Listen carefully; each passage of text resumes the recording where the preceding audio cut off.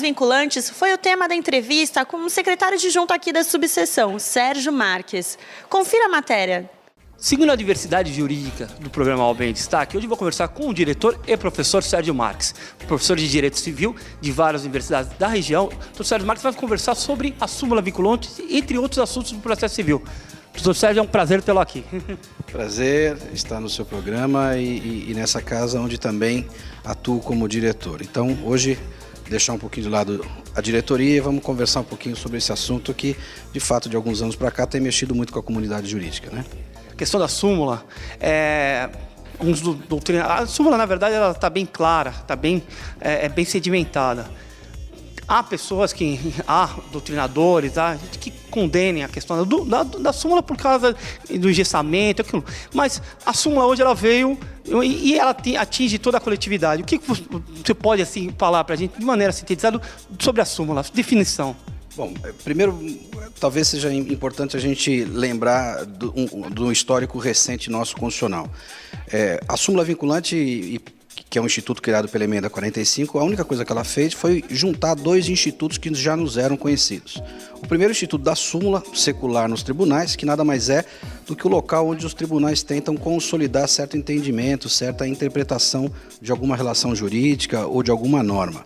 Essa súmula sempre existiu e nós nunca nos voltamos contra ela. Mas essa súmula simples, ela não tinha nenhum efeito vinculante. Ela, no máximo, era um norte a ser seguido por tribunais e juízes. E, de outro lado, a questão do efeito erga omnes, ou do efeito vinculante.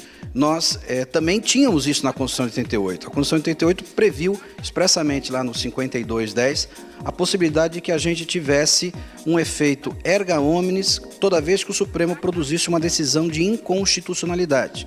Feito isso, se expediria um ofício ao Senado e o Senado, então, publicaria uma resolução no sentido de afastar essa norma expungida, então, do sistema jurídico pátrio. Em seguida, a gente veio também com a ideia de fazer com que as decisões do controle difuso, aquele dos recursos extraordinários, também pudessem produzir esse efeito erga omnes. O que a Emenda 45 apenas fez foi juntar o Instituto da Súmula, o Instituto do efeito erga omnes, vinculante, e produzir um instituto novo, que é esse da súmula vinculante. Portanto, toda vez que o tribunal produzir uma súmula com 2/3 dos seus membros e aprovar esse verbete com caráter de vinculante, a partir daí, aquela decisão sumulada passa a ser, então, obrigatória e vinculante a todos os membros do Poder Judiciário e a todos os membros do Poder Executivo. Há uma discussão apenas em relação ao Poder Legislativo, né? Essa emenda 45 da reforma do Judiciário trouxe a questão da súmula vinculante, que ultrapassou vários assuntos que estavam lá sempre sendo discutidos, e ela vem e ratifica todos esses assuntos e atinge toda a coletividade para o bem. Tem o outro lado negativo. Essa súmula inibe até questões de teses jurídicas por parte da advocacia. Como você vislumbra essa questão? De fato, a principal crítica que se fez à súmula vinculante, ela teve o mérito de tentar operacionalizar um princípio novo que vinha com a Emenda 45, que era justamente o da celeridade e o da duração razoável do processo.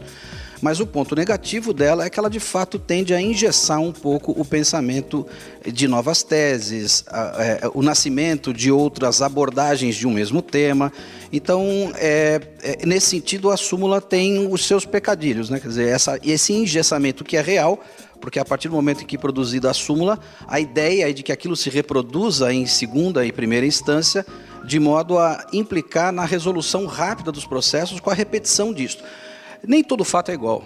E esse é o grande problema. Às vezes você uniformiza uma jurisprudência, mas esquece de particularidades dos fatos. E quando você esquece essas particularidades, você tende a resolver tudo de uma única forma, esquecendo essas peculiaridades que poderiam envolver argumentos ou abordagens diferentes. Então essa é a grande crítica que se faz.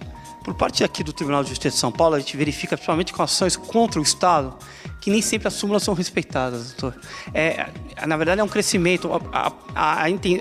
Vislumbra-se que parece que eles estão legislando e esquecendo das súmulas e questões que já foram ratificadas, sedimentadas. Isso é a verdade, né?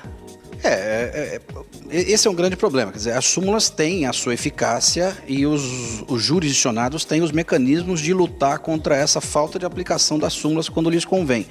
A própria lei que regulamentou a súmula vinculante, ela prevê o mecanismo de reclamação E, em tese, essa mesma lei que prevê esses mecanismos de reclamação, se voltando, portanto, o jurisdicionado contra aquele que deixa de aplicar a súmula, a própria lei também estabelece critérios de revogação ou reformulação da súmula. Quer dizer, então, explicando melhor, essa súmula, uma vez produzida, ela não se eterniza necessariamente. Ela pode ser revista ou revogada sempre com a votação do quórum previsto na lei. Então, ela tende a se eternizar no Brasil justamente porque a gente conhece bem como é que as coisas funcionam. Quer dizer, aquele assunto está esgotado, então não voltaremos a ele porque há mais 1 milhão de assuntos na pauta.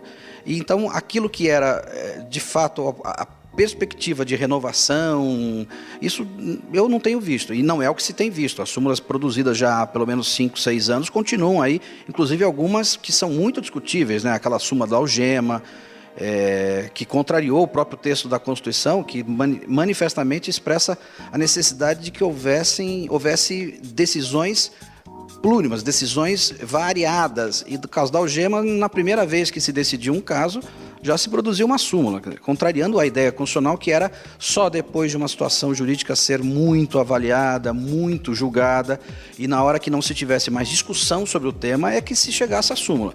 No Brasil, a súmula virou talvez a forma de resolver um problema de cara, sem que se amadureça de fato esse argumento. Isso é prejudicial até para os jurisdicionados, né, que acabam enfrentando uma situação de processos de longos e vão, dependendo de contra quem é o processo, a súmula tem uma direção ou outra, né? Lembrando também que essa ideia de reclamação, a súmula ela pode ser combatida através de reclamações, no caso do descumprimento, não é o que se vê no grosso da advocacia. É o mecanismo de chegar no Supremo através de reclamação, não é uma situação simples.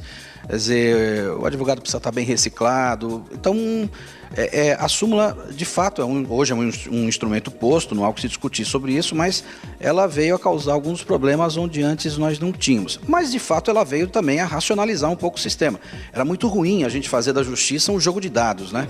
O vizinho ganhava, o outro vizinho perdia, o do primeiro andar ganhava, o do segundo perdia, aí você não sabia, afinal de contas, com quem estava a verdade, pelo menos a verdade interpretada pelos tribunais. Nesse sentido, a súmula tentou racionalizar. O problema é que é um jogo. Apesar de racionalizar, ela cria um problema. E aí é uma escolha política. Não racionalizar e deixar tudo como está e alargar o processo eternamente, ou racionalizar e, de certa forma, restringir um pouco o acesso. Na verdade, o problema do país é esse, porque claramente são decisões dos tribunais que criam as súmulas e súmulas vinculantes com matérias já bem determinadas, bem resolvidas em torno de todos os tribunais brasileiros. O problema que a gente verifica é essa distância que um tribunal, dependendo da matéria, ela se encontra. Porque tem determinadas situações que você tem uma súmula vinculante, mas o tribunal local ele não aceita, você tem que ir até o STJ.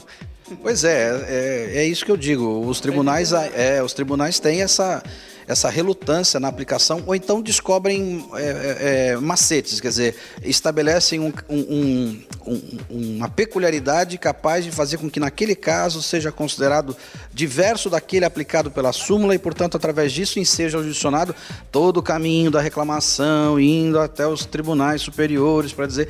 Então, há os macetes nesse joguinho da súmula também. Os tribunais podem reproduzir situações idênticas dizendo que não são idênticas e, a partir daí, causando todo esse problema para os judicionados. Sérgio, você frisou no começo com relação à extensão da súmula. Ela atinge o judiciário, o executivo e o legislativo. Como ela se estende a aplicação dessa súmula? Pois essa é uma brecha que a doutrina já detectou. A Constituição, de fato, estabelece que a súmula vinculante só tenha efeito em relação ao Poder Judiciário e ao Poder Executivo. Quanto ao Legislativo, há uma dificuldade porque, pela repartição dos poderes, você não pode impedir o Legislativo de legislar. O que pode acontecer, num caso concreto, é que, publicada uma súmula com um certo verbete declarando a inconstitucionalidade de algum tema, você pode imaginar que o Legislativo, talvez de pirraça, nessa briga que hoje nós estamos vendo entre Legislativo e Judiciário, até por pirraça, promova a edição de uma lei exatamente nos termos daquela que foi recentemente declarada inconstitucional. E isso inviabiliza o sistema. Quer dizer, a gente vai ter um sistema onde o Judiciário declara a inconstitucionalidade de uma norma, ainda que com efeito vinculante, o Legislativo não se vê impedido de produzir uma nova norma, a produz, portanto, a gente tem que imaginar que teria uma ação direta de inconstitucionalidade contra essa nova norma, uma nova declaração de inconstitucionalidade, e aí isso não teria fim. Essa situação tem que ser resolvida de algum modo no entendimento entre os poderes, dentro do Pacto Federativo, Pacto de Repartição dos Poderes, viabilizar uma maneira disso ser equacionado, porque senão a gente fica numa roda viva, o rabo correndo atrás do gato e o gato correndo atrás do rabo e nunca vamos alcançar nada. Isso, recentemente, correu-se o risco de acontecer no caso dos jornalistas e dos diplomas de jornalismo. O Supremo disse que era inviável a exigência de diploma para jornalista. Em seguida, isso virou uma súmula, em seguida se imaginou na Câmara a possibilidade de se legislar regulamentando a profissão do jornalista, voltando a torná-lo obrigatório. Isso criaria, portanto, uma situação iníqua. O Supremo diria uma coisa, o Legislativo diria outra. Eu acho que a gente tem que chegar numa equação lá pensada entre os dois poderes para equacionar essa situação. Para variar, na verdade, a súmula, ela é resultante, é um auxílio criado pelo Código. Então, de razão de determinadas repetições de decisões e a uniformidade, você tem um auxílio, um instrumento de auxílio. O problema justamente é com relação à autonomia desses poderes e, na verdade, a disputa de poder, né? Principalmente o legislativo e o judiciário. O que falta ao legislativo é entender que o poder judiciário, por mais que pareça que está fabricando leis ou legislando, a chamada constitucionalidade, controle de constitucionalidade ativo, alguma coisa assim, ele tem que entender que a última palavra sobre a constitucionalidade das normas é do Supremo Tribunal Federal. E quando o Supremo exerce essa atividade, ele não está naturalmente contra o poder legislativo. Ele está operando um controle que também é constitucionalmente previsto. Então não se pode ficar imaginando que a cada passo que um órgão dê ou um poder dê, ele necessariamente está indo contra o outro, atacando o outro. Essa harmonia que falta, me parece, está muito bem clara na cabeça dos nossos operadores lá do Legislativo e do Judiciário. Na verdade, o colega advogado que se depara com uma questão que envolve uma súmula já vinculante, ele poderia se valer, se vale, é importante para o judiciário, para a sua ramo de advocacia. O problema é que, às vezes, ele esbarra até no próprio tribunal local, que afasta, e você tem que lutar a vida toda para chegar ao STJ, para conseguir derrubar uma coisa que já está sedimentada. Esse é ruim para nós advogados, né, doutor? É verdade. A gente ainda está se a gente imaginar que a súmula tem menos de 10 anos, é alguma coisa que a comunidade jurídica ainda está se acostumando a ela, mas com reflexos importantes. Ainda dentro da súmula, apenas para finalizar, a gente tem que lembrar que a súmula hoje tem uma posição tão prevalente, tão privilegiada, que ela até é um mecanismo de impedir o processamento de um recurso de apelação. Quer dizer, se uma sentença foi proferida com base numa súmula, o eventual recurso de apelação perde a sua condição de procedibilidade justamente em função dessa adequação da sentença à súmula. Isso é importantíssimo. Parece até violação ao duplo grau de jurisdição, né? Não, na verdade a extensão é enorme na súmula, até porque a massificação da matéria afasta e impede um acúmulo de recursos, depende da matéria, até acúmulo de recursos e tudo mais. São questões, com outra questão muito importante, até que futuramente podemos falar, com relação à coisa julgada, até que foi objeto de palestra do doutor Arruda Alvim aqui, o doutor Sérgio também comentou, a questão da coisa julgada, que é algo que o direito adquirido, algo bem pacífico, está trazida na Constituição, nos códigos do processo e é desrespeitado também. A coisa julgada é outro instituto que a relativização dela trouxe muito pano para manga. A gente outro dia vai conversar sobre isso mesmo. Eu agradeço já ao doutor Sérgio e já combinando aqui para novos assuntos. Obrigado, doutor. Obrigado pelo convite. Até a próxima.